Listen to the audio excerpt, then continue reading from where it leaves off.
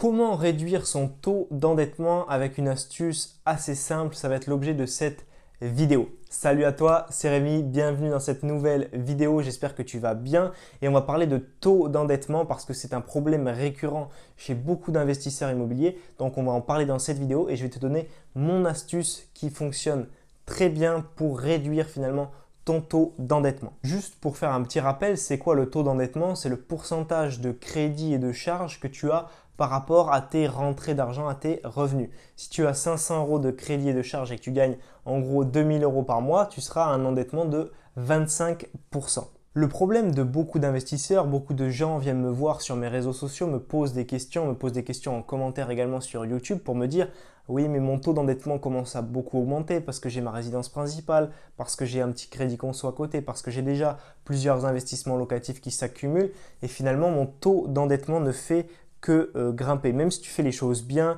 même si tu as fait de bons investissements locatifs, même si tu as des investissements locatifs, ta résidence principale est déjà payée, tu as toujours cette problématique qui fait que tu te rapproches dangereusement de la barre des 33% d'endettement. Cette barre, c'est quoi? C'est qu'en gros, quand tu arrives à un endettement de 33% d'endettement, en général, la banque te dit stop pour emprunter de l'argent parce qu'elle considère qu'il y a trop de risques à te prêter de l'argent.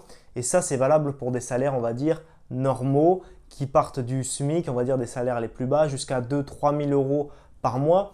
Au-delà, ils pourront aller un petit peu plus loin en endettement, 35-40%, mais ça restera quand même dans ce domaine-là, à part pour les gens qui gagnent très bien leur vie, plus de 5 000 €, plus de 10 000 € par mois. Mais encore une fois, ça dépend du reste à vivre, c'est-à-dire que si tu gagnes 10 000 € par mois, mais que tu claques 10 000 € dans le mois, la banque elle va se dire oula, lui il a une très mauvaise gestion financière, même s'il gagne beaucoup, on va peut-être s'en tenir à 33% d'endettement et puis ça ira bien. Je vais te parler maintenant de 3 potentielles astuces qui peuvent te permettre de réduire ton taux d'endettement, mais ces astuces ne sont pas forcément immédiates et ne sont pas forcément aussi puissantes que l'astuce principale de cette vidéo dont je vais te parler juste après. Donc les 3 premiers points, le premier c'est quoi? C'est que tu pourrais chercher à augmenter tes revenus. En augmentant tes revenus, si tout ce qui est charges, crédit, etc. restent les mêmes, tu vas forcément diminuer ton endettement. Et en faisant ça, tu diminues ton endettement, peut-être que tu pourras aller chercher d'autres biens. Mais si tu es salarié, le fait d'augmenter tes revenus, ça va te demander des années d'augmentation, des années de progression dans ta carrière. Donc, ce n'est pas forcément immédiat. Même si tu as une société, entrepreneur ou quoi que ce soit, ça va être plus compliqué d'augmenter tes revenus de façon très rapide pour investir très rapidement dans l'immobilier. Deuxième point, c'est de pouvoir potentiellement t'associer. Alors ça peut marcher, tu peux aller chercher des plus gros biens, on en a déjà parlé dans des précédentes vidéos, mais ce n'est pas forcément dit que tu puisses le faire maintenant. Il n'y a peut-être pas des gens dans ton entourage qui ont envie de se lancer avec toi. Donc pareil, c'est une astuce potentielle, mais ça ne peut pas être immédiat, ça ne dépend pas que de toi. Le troisième point, c'est de jouer sur la durée du prêt. Donc mettons que tu es emprunté sur 20 ans, peut-être essaye d'aller chercher du 25 ans, parce qu'en allant chercher du 25 ans, tes mensualités seront plus faibles et donc tu augmenteras ton taux d'endettement que finalement d'une toute petite partie, contrairement à si tu t'étais endetté sur 20 ans. Peut-être que tu peux essayer de faire jouer le taux, faire jouer les banques entre elles pour que le taux diminue et toujours que ta mensualité diminue. Mais peut-être que tu l'as déjà prévu, que tu as déjà fait appel à un courtier qui t'a déjà pris du 25 ans et donc que tu ne peux pas aller rogner encore un petit peu sur les durées. Tu pourras pas aller très certainement sur du 30 ans, tu ne pourras pas avoir des taux… quand tu as atteint le bas du bas, tu ne pourras pas aller plus bas.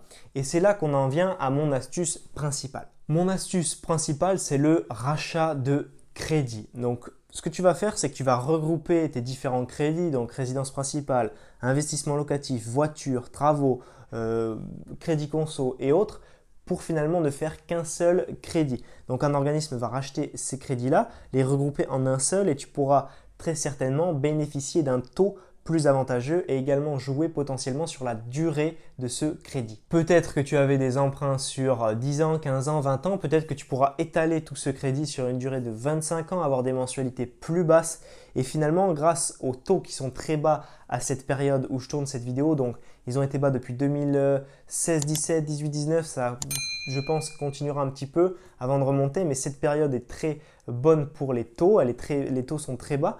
Et donc, grâce à ça, ce que tu vas pouvoir faire, c'est finalement passer peut-être d'un taux d'endettement que tu as actuellement de 33%, descendre à 27, 25, 22 selon le rachat de crédit, selon l'organisme que tu as lors de ton rachat de crédit. Peut-être que tu as des crédits qui datent d'il y a très longtemps, qui ont des taux qui sont encore très élevés et en les faisant racheter par un organisme, tu verras que rapidement, tu pourras baisser considérablement ton taux d'endettement et ça dépend que de toi. C'est-à-dire que tu n'as pas besoin d'une autre personne. Tu peux le faire immédiatement. Ce n'est pas une question de revenu, une question de s'associer ou autre. Tu peux le faire de suite et ce sera efficace de suite. Ce que je te conseille de faire, c'est de prendre un courtier pour ce genre d'opération et de lui donner un objectif d'endettement. Si tu es à 33% et que tu veux par exemple passer à 25% d'endettement parce que tu sais que comme ça, tu pourras aller revoir la banque pour refaire un investissement immobilier locatif, donne-lui cet objectif-là et c'est comme ça qu'il pourra aller chercher à te racheter tes crédits parce qu'il aura un objectif défini que tu lui auras donné.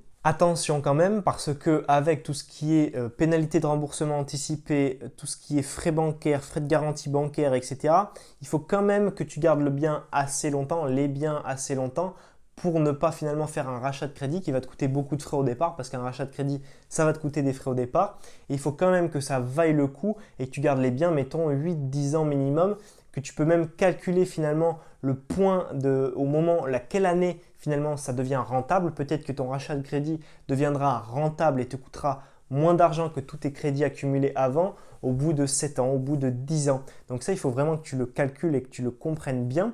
Et en plus de ça, ce qu'il faut que tu vois, c'est que il faut que tu obtiennes une réduction de crédit totale de minimum 1% pour que ce soit à peu près rentable et que ce soit intéressant pour toi. Il ne faut pas que tous tes crédits ce soit en gros 2% et que tu passes à 1,7. Ça ne sert à rien. Il faut vraiment que le rachat t'apporte un gain vraiment grand au niveau du pourcentage et au niveau des mensualités finalement.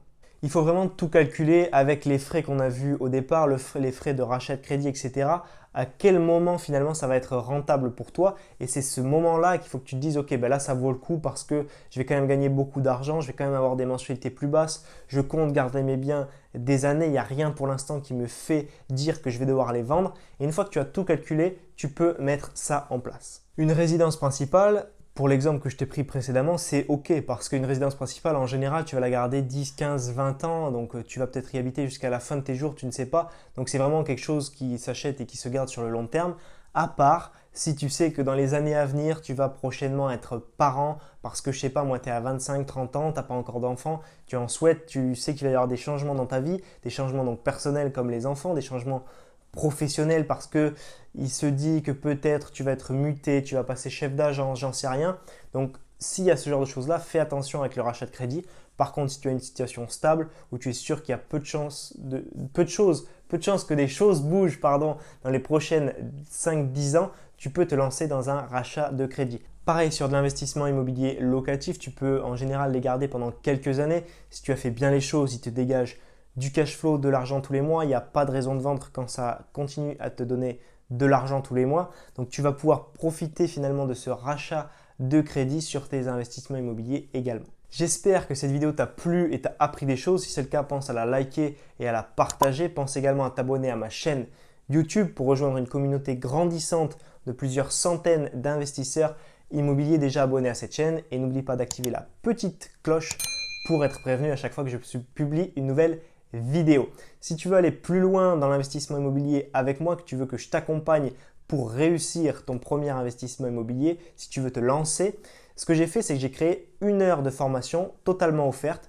Pour y accéder, c'est très simple. Tu cliques dans le lien juste en dessous dans la description et tu recevras 5 vidéos privées et inédites pour t'expliquer comment, de bout en bout, étape par étape, réussir ton premier investissement immobilier locatif. On se voit de l'autre côté, c'était Rémi.